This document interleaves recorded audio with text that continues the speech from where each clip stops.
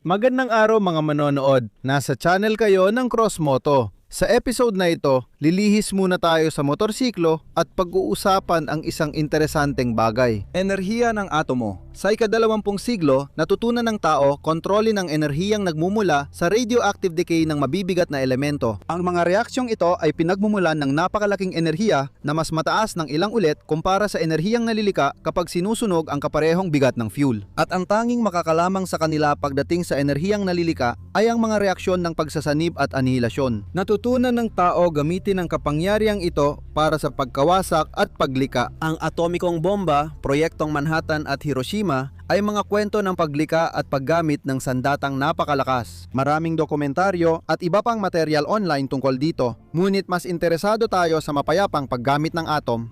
Alam ng karamihan ang mga nuclear reactor ay ginagamit sa enerhiya, pati na rin bilang pinagmumulan ng enerhiya sa ilang mga sasakyan, lalo na sa mga barko at submarino. Pero noong gimintuang panahon ng atom, noong dekada 50 hanggang 60 noong nakaraang siglo, inakala ng sangkatauhan na magagamit ang teknolohiyang ito kahit saan, mula sa medisina at industriya hanggang sa maliit na walang hanggang pinagmumulan ng enerhiya para sa mga bahay at maging sa mga kotse. Ang militar ang pangunahing nagtutulak ng nuclear technology. Gusto nila ng tangke na may reactor sa loob o bomber na ang limitasyon sa range ng paglipad ay ang tatag ng crew. Gayunpaman, hindi rin nagpapahuli ang mga sibilyan sa pagdevelop ng bagong teknolohiya. Alam ng kasaysayan ang ilang konsepto at pati mga sasakyang gumagana gamit ang enerhiya ng nuclear reactions. Inanyayahan ko kayong pag-usapan ang atomikong sasakyan. Umupo ng komportable at mag-enjoy sa panonood.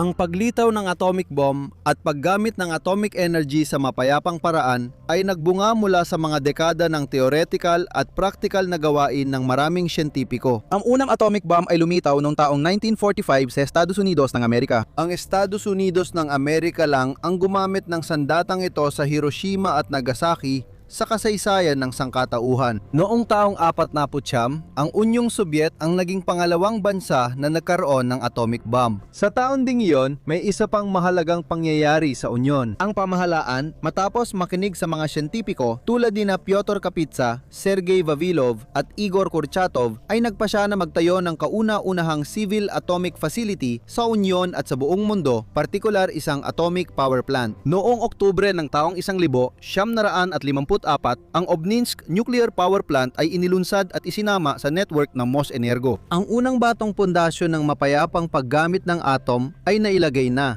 Ang unang gumagalaw na bagay na gumamit ng nuclear energy ay ang submarino. Ito ay ang USS Nautilus na inilatag sa shipyard sa Groton noong ika-14 ng Hunyo taong 1952 at inilunsad sa tubig noong ika-21 ng Enero taong 1954. Pinanggibabawan ng Unyong Sobyet ang susunod na yugto ng nuclear race. Ang unang civilian surface vessel na may atomikong power plant ay ang icebreaker na Lenin. Inilatag ito sa shipyard noong 1956 at ginamit noong 1959. Ngayon, isipin kung paano dati nangangarap at umaasa ang tao sa bagong teknolohiya at pinagkukunan ng enerhiya. Bukod sa naisakatuparang plano at disenyo, marami pang prototype, konsepto at ideya mula sa lohikal at pinag-isipang mabuti hanggang sa talagang walang saysay. May dalawang panahon ng interes sa mga sasakyang atomiko sa lupa.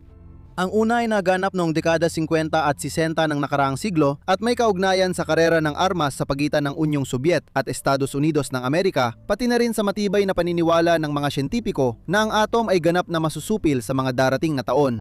Nagsimula ang pangalawang bugso noong unang bahagi ng dekada 2010 at nagpapatuloy hanggang ngayon.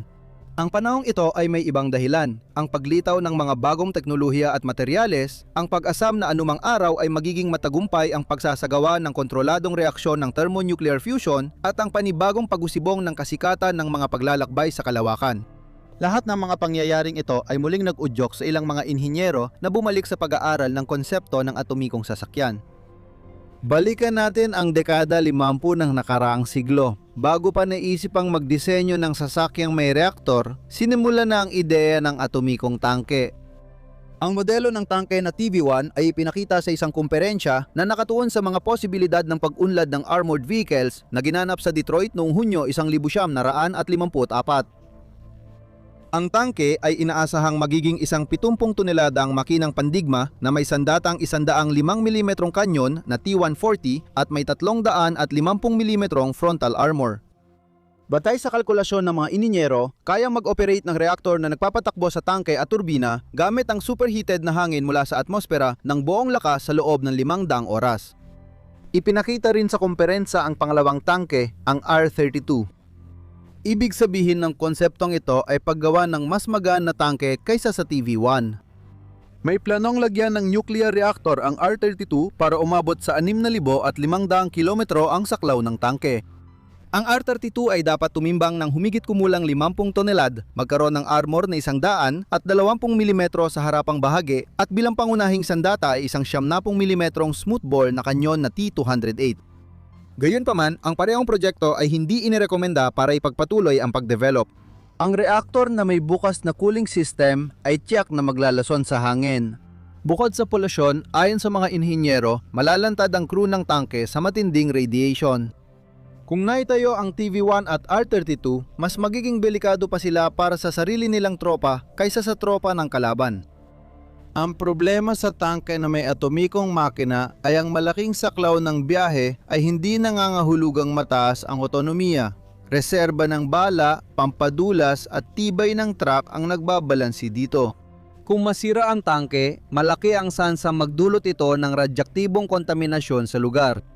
Ang ikatlong disenyo ng tangke ay ang medyo kakaibang itsura na TV-8. Ang bigat nito ay 25 tonelad at ang power unit nito ay isang V8 mula sa Chevrolet. Gayunpaman, tinitingnan din ng mga inhinyero ang paglalagay ng gas turbine power unit at nuclear reactor sa disenyo. Tinanggihan din ang modelong ito dahil wala itong bentahe sa karaniwang magagaan na tangke. Tinatayang sa mga taon ding ito, nagsagawa rin ng eksperimento ang Unyong Soviet at Estados Unidos tungkol sa atomikong power plant sa bomber. Sa Amerika, ito ang Convair X6, sa Union ang Tupolev Tu-119. Layunin nito ang palakihin ng ilang beses ang saklaw at otonomiya ng sasakyang panghimpapawid. Gayunpaman, dito ay naranasan ng mga inhinyero ang mga problemang nabanggit ilang talata ang nakalipas. Ang pagunlad ng ballistic missile na mas simple at mas mura kaysa nuclear na eroplano ay nagpahinto sa mga aviator sa paggamit ng enerhiyang nuklear. Kailangan natin ang impormasyong ito para maintindihan ang konteksto ng mga pangyayaring iyon. Pinag-aaralan ng mga siyentipiko at inhinyero ang mga konseptong ito kaya lumalawak ang kaalaman sa mga nuclear reactor, sa mga kakayahan at sa mga issue ng mga ito. At ang pagtatangkang lumika ng isang sibilyang sasakyan na pinapagana ng nuclear na enerhiya o kahit man lang pag-aralan ng konsepto nito ay naging usapin na lang ng panahon. Maraming mga internet source ang seryosong nagsasabing ang Ford Nucleon ang unang konsepto ng sasakyang atomiko at halos ito lang ang nag-iisang ganon. Pero hindi ito totoo. Ganito ang nangyari. Sa ikalawang kalahati ng dekada 50, sabay-sabay na naengganyo ang ilang design bureau mula iba't ibang bansa sa ideya ng atomikong sasakyan. Ang presentasyon ng mga konseptong ito ay nangyari sa madaling salita sa loob ng halos isang taon at ang Nucleon mula sa Ford ay isa lamang sa mga iyon. Dahil nabanggit ang Ford, doon na tayo magsimula. Ang Ford Nucleon ay ipinakilala sa publiko noong 1958. Isa itong konsepto at ang modelo nito ay ginawa sa mas maliit na sukat. Plano ng Ford na gamitin ang teknolohiyang napatunayan na sa USS Nautilus submarine. Ang nuclear reactor ay dapat magpaandar sa 2 turbina gamit ang singaw.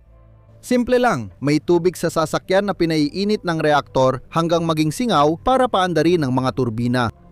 Isang turbina ang nagpapaikot sa gulong, habang ang mas mahina ay nagpapagana sa electric generator para sa kuryente ng sasakyan. Kagiliw-giliw na ang mga inhinyero ng Ford ay nagdisenyo ng modular na power unit. Plano nilang mag-alok ng iba't ibang reactor modules, may mas mataas na power o mas matipid na may mas mahabang refuel interval. Nakalkula na ang reaktor ay dapat magbigay ng saklaw na 8,000 kilometro. Hindi ito perpetual motion machine, pero maganda pa rin itong alternatibo sa mga matatakaw na internal combustion engine.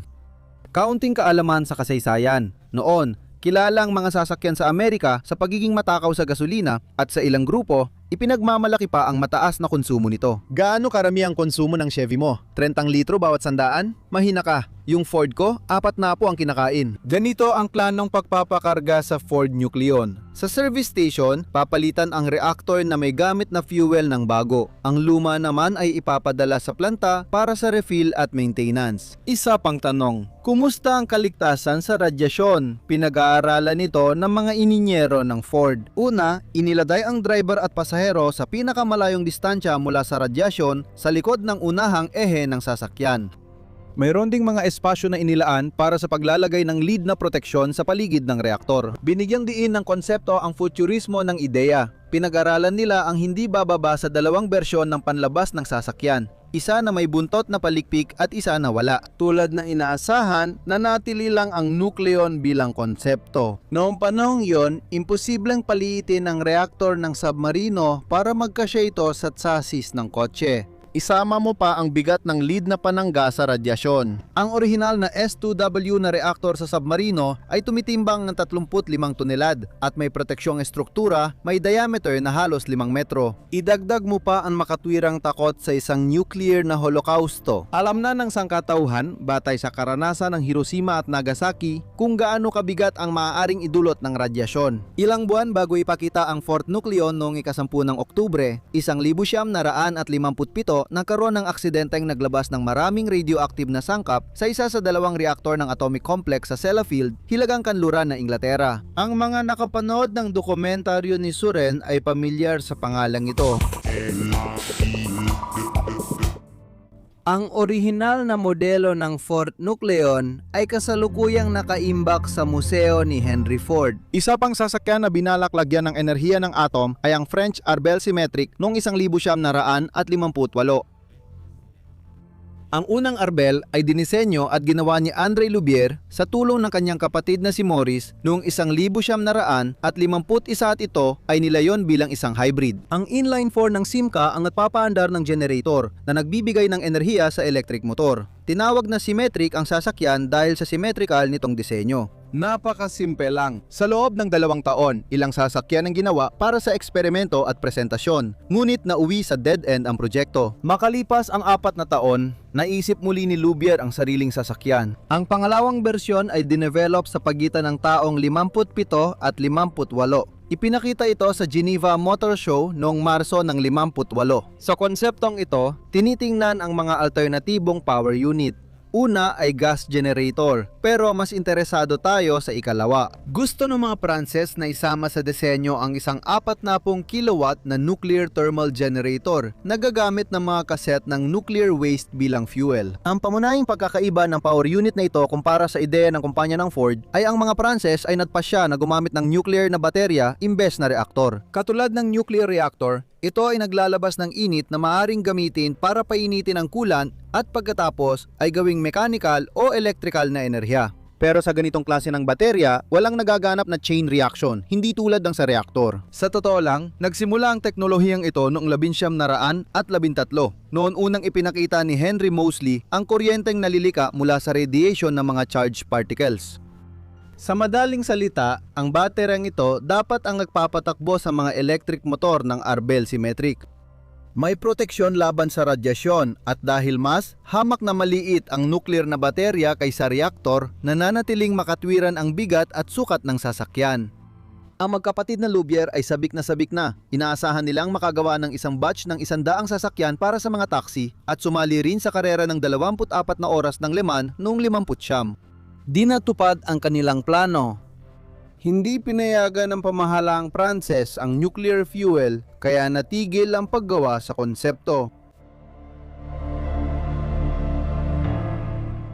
Ang kakaibang prototipo na Studebaker-Packard Astral ay ginawa noong taong 57 at unang ipinakita sa Art Center ng South Bend noong ika-12 ng Enero 58 at pagkatapos ay sa Geneva Auto Show noong Marso ng parehong taon. Ang Astral ay dinisenyo ni Edward Herman, ang punong taga-disenyo ng kumpanya. Layunin ng proyekto na bigyan ng karanasan ng koponan sa paggamit ng fiberglass. Habang ginagawa ito, isinama nila ang lahat ng futurismo sa disenyo. Single trot na may gyroscope na balanse at nuclear na power plant na di naman na-develop sa technical na aspeto. At pati ang kakayahang lumipad, heto ang larawan bilang patunay. Kung yung dalawang naunang konsepto ay nagabala pang kalkulahin ng mga nuclear na kagamitan, ang Packard ay basta na lang nadeklara na magiging nuclear ito. Matagal nilang ipinakita ang konsepto sa dealer center bago itinabi sa imbakan. Matapos ang 30 taon, ni-restore ito at inilagay sa Studebaker Museum. Ipinakilala sa Geneva Auto Show noong 1959, ginawa ang Simca Fulgur show car para ipakita ang posibleng itsura ng sasakyan sa taong 2,000. Noon, nangungunang kumpanya ng sasakyan sa Pransya ang Simca, gumagawa ng halos 100,000 unit bawat taon. Karaniwan, ang malalaking kumpanya ay hindi lang gumagawa ng practical na sasakyan, kundi gumagawa rin ng paraan para makilala. Karera, mga eksibisyon, mga record at iba pa. Sa Simca, ipinakita nila sa auto show ang kanilang pananaw sa kotse ng taong 2,000. Sa Simca Fulgur, nais nilang gamitin ang voice control, radar, option na tumakbo sa 2 gulong gamit ang gyroscopic stabilization at nuclear reactor na pinagkukunan ng enerhiya. Sa Simca at Studebaker-Packard, hindi na ding issue ang pagdisenyo ng power unit. Kapag may portable reactor na, ilalagay lang ito sa kotse. Sa ngayon, mag-enjoy muna kayo sa eksibisyon. Hindi tinalikuran ng Ford ang kanilang ideya at noong taong 62, naglabas sila ng bagong concept car para sa internasyonal na exhibition sa Seattle. Ang concept car ay ginawang life-size. Sa unang tingin, isa lang itong futuristikong proyekto noong dekada 60 na kakaiba dahil sa 4 na kontroladong gulong sa harap at napakababang upuan na halos nakahiga. Ang prototype na ito ay nilikha ni Alex Tremales, isang talentadong auto designer na natrabaho sa Ford simula noong dekada 50. Isa sa mga ginawa niya ay ang gyrocar na Ford Gyron noong 1961. Ang konsepto ng Ford Seattle i21 ay binuo bilang isa sa mga pananaw ng kotse ng inaharap, ang kotse ng taong 2,000. Noong 1962, na pagtanto ng Ford na hindi pa agad magagawa ang miniaturized nuclear reactor para sa kotse, taliwas sa inaasahan ng mga optimistang naniniwala sa mapayapang gamit ng atom. Kaya naman, sa pagpapakilala ng konsepto, sinabi mismo ng kumpanya, mga Gino, kapag handa na ang nuclear reactor, ayos, ilalagay natin ito sa kotse. E di habang wala pa, pwede namang ilagay muna dun ang luma at subok na V8 engine. Naniniwala ang mga developer na para sa Seattle i21, sapat na ang makinang may 60 horsepower. Kung gusto mo ng mas matinding karanasan sa paglalakbay, pwede mong palitan ng mas malakas na makina na may 400 kabayo ang lakas. Para mapabilib ang mga bisita ng perya at ipakita ang kotse ng hinaharap, nilagyan ng mga gumawa ng Seattle i21 ang concept car ng maraming ideya na noon ay tila katang-isip. Narito ang navigation system, rain at parking sensor, automatikong pagdilim ng salamin at malaking color monitor. At kalaunan, lahat ng mga teknolohiyang ito ay naging realidad. Hindi tiyak ang impormasyon ukol sa kapalaran ng Seattle i21. Posibleng nasa bodega pa ng Ford ang concept car o baka matagal na itong nawala. Matapos pag-aralan ang ilang konsepto mula ibang bansa, lumitaw ang tanong, paano naman ang ganitong disenyo sa bansang Soviet? Sa ikalawang kalahati ng ika-20 siglo, ang Unyong Soviet tulad ng Estados Unidos ng Amerika ay isa sa mga nangungunang bansa pagdating sa teknolohiyang nuklear. Sa pagsisimula ng operasyon noong 1954 ng unang planta ng kuryenteng nuklear, paalala, ito ang Obninsk na planta ng kuryenteng nuklear, lumitaw ang tanong tungkol sa pagliha ng isang self-propelled na planta ng kuryenteng nuklear upang magbigay ng kuryente sa mga lugar na malalayo at mahirap mapuntahan sa bansa. Oo, ang Test 3 ay hindi sibilyang sasakyan, pero ito'y isang napaka-interesanteng disenyo na dapat bigyang pansin. Noong 1957 lumitaw ang mga disenyo ng self-propelled na planta ng kuryenteng nuklear at makalipas ang 4 na taon, noong 1961 inilabas sa pabrika ang Test 3. Ang Test 3 ay dinevelop sa Laboratorio V ng Pisikal Enerhiya na Instituto ng Obninsk. Ang sasis ng Object 27 ay dinevelop sa AKB ng Kirov plant sa pamamagitan ng pagpapahaba ng sasis ng tangke na TGS. Ang complex ay maaring ilipat gamit ang mga plataporma sa riles ng tren o sa pamamagitan ng tubig hanggang sa huling destinasyon at mula roon ay maaari na itong maglakbay gamit ang sarili nitong makina papunta sa destinasyon. Kabuang 4 na self-propelled na bahagi ang kasama sa complex.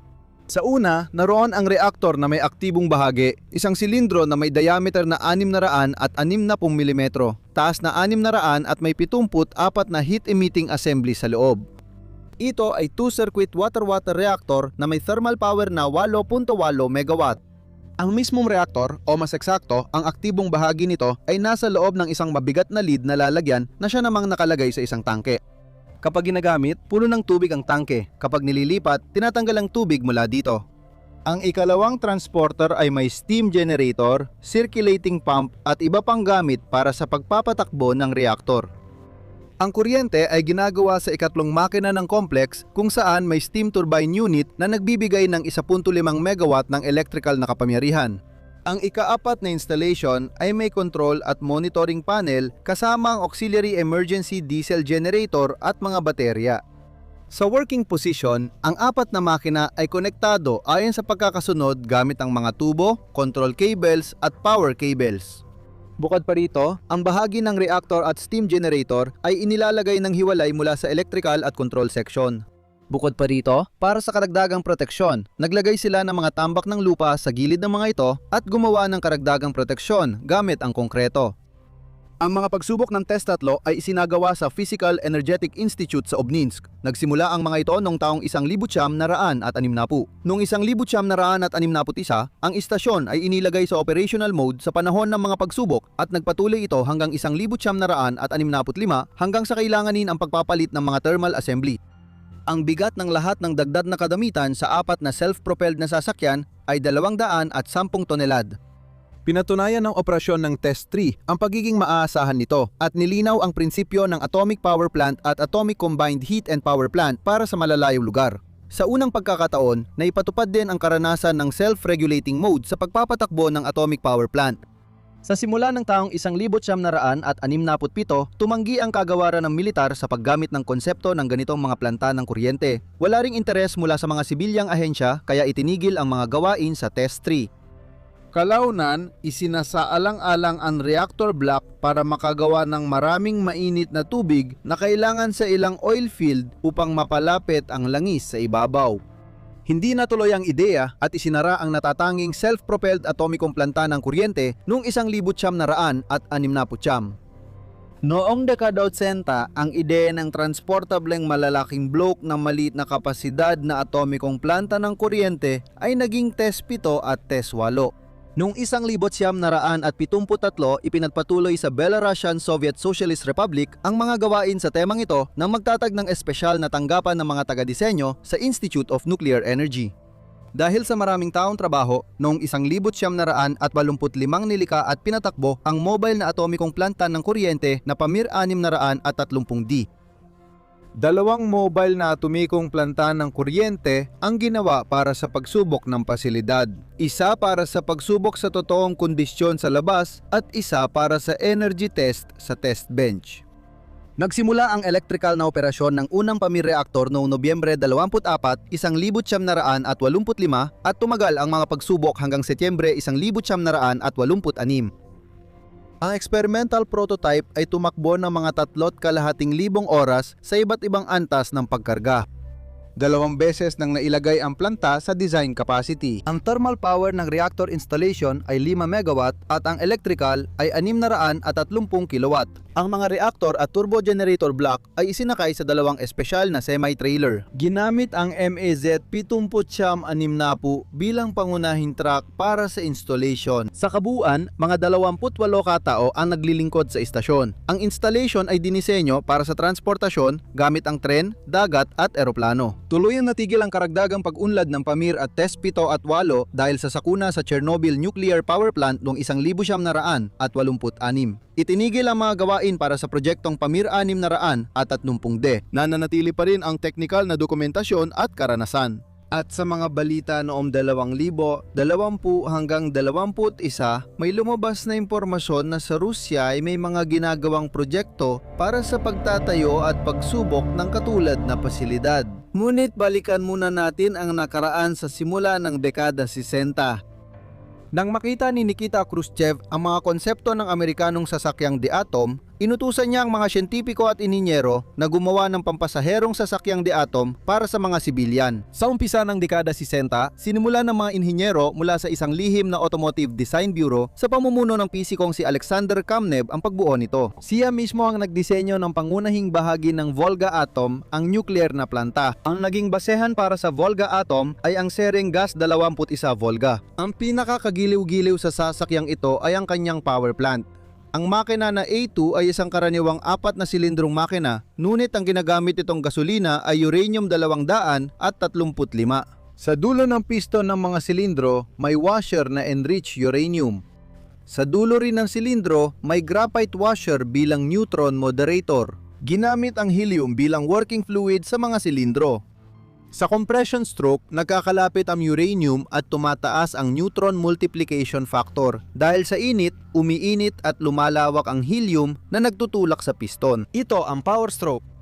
Maaaring kontrolin ng RPM at ihinto ang operasyon ng makina gamit ang mga absorber rods na inilalagay sa lugar ng mga balbula at inilalabas ng camshaft na may variable cam phases. Habang nauubos ang nuclear fuel, inadjust ang phase para makompensahan ang pagkasunog. Ang power plant ay tumitimbang ng halos kalahating tonelada. Para kayunin ng chassis ang bigat na ito, ginamit ang 2 pares ng harapang gulong na lahat ay naliliko at dito rin ipinapasa ang torque. Ang makina ay nagbibigay ng 300 at 20 horsepower at humigit kumulang 800 Newton-meter ng torque. Noong taong 65, ipinadala ang Soviet na sasakyan sa testing ground para sa pagsubok. Ipinakita ng mga isinagawang pagsubok na gumagana ng maayos ang disenyo. Kasabay nito, dapat umabot sa humigit kumulang 60,000 kilometro ang tinatakbo gamit ang nuclear fuel bago kailangang palitan ang power unit. Gayunpaman, napatunayan na hindi na praktikal na ipagpatuloy pa ang proyekto. 2 prototype ang ginawa, nakalaunan ay binaklas at itinapon. Ngayon, punta naman tayo sa kasalukuyan. Noong ika-21 siglo, nagkaroon ng hindi bababa sa 2 prototype ng nuclear-powered sasakyan sa mundo. Ang una ay ang Cadillac World Thorium Fuel.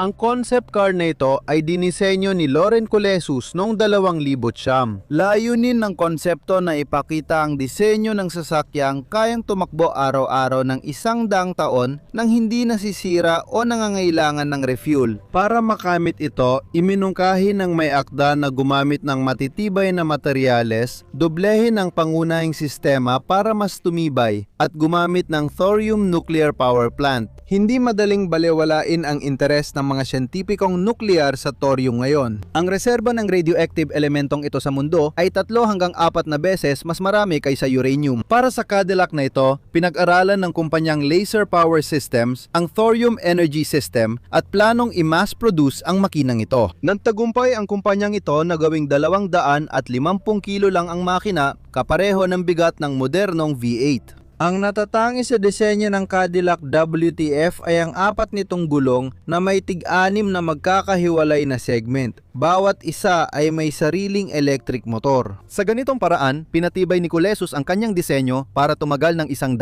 taon kung natatandaan nyo.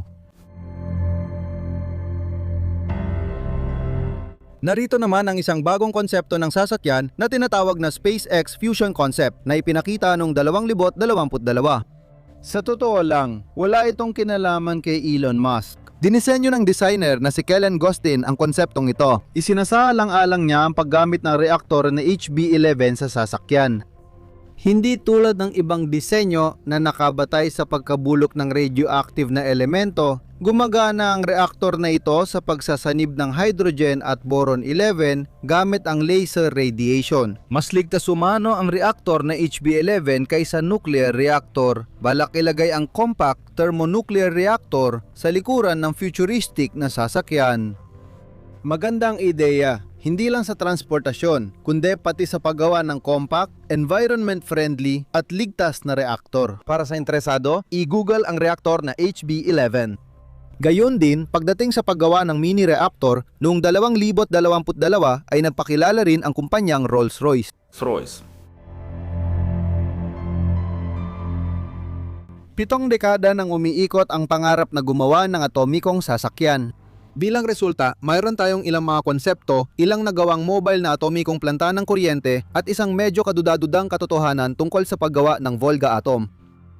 Hindi ito nakakagulat, hindi naging mass product ang mga ideyang ito, hindi dahil sa lihim na sabuatan ng mga mason at tsekista. Mas simple at lohikal ang paliwanag dito. Mas komplikado at mahal ang paggawa ng atomikong sasakyan dahil nangangailangan ito ng mas mataas na kalidad at mamahaling materyales para sa nuclear na enerhiya. Ang kwalifikasyon ng mga manggagawa sa larangan ng paggawa ng sasakyan at ng mga tauhan sa istasyon ng teknikal na serbisyo na hahawak sa power unit ay dapat mas mataas ng ilang antas. Pangalawa, ang pangunahing problema ng sasakyang may nuclear reactor ay kung paano gawing ligtas ang antas ng radyasyon sa paligid ng reaktor. Madanda ang tingga pero sobra nitong pinabibigat ang estruktura. Dagdag pa rito, malaking tanong kung saan ilalagay ang init mula sa reaktor. Halos 3 kapat ng buong enerhiya nito ay magiging init sa paligid at loob ng sasakyan. Walang ganitong problema sa nuclear power plant, submarino at barko dahil napapaligiran sila ng maraming tubig. Huli at pinakamahalaga, sa tingin ko, lahat kayo ay nakakita na ng estadistika ng aksidente sa kalsada sa bansa o sa sariling lungsod. Alam nyo kung gaano karaming sasakyan ang nababangga sa poste, harang at sa isa't isa taon-taon. Ngayon, isipin nyo na lang kung ang mga iyon ay mga atomikong sasakyan.